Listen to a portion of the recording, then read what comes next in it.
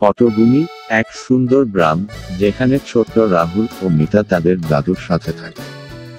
গ্রামের চারপাশে সবুজ মাঠ, ছোট নদী এবং অনেক পশু পাখি। রাহুল ও মিতা দাদুর কাছে বসে গল্প শুনছে। দাদু তাদের বলে, এক সময় এই গ্রামে ছিল এক সোনার মাটির বাড়ি। সেই বাড়িতে ছিল অসীম খুশির ভান্ডার। তবে সেই বাড়ি গায়েব হয়ে গেছে।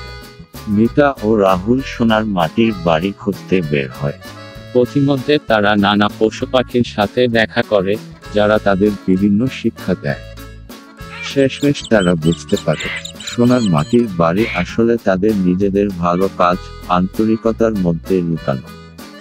শেষ রাহুল ও মিতা শিখে যায় যে ভালোবাসা, সততা আর দাদুর গল্প শোনায়, এই জিনিসগুলোই তাদের সত্যিকার সোনার মাটির বাড়ি।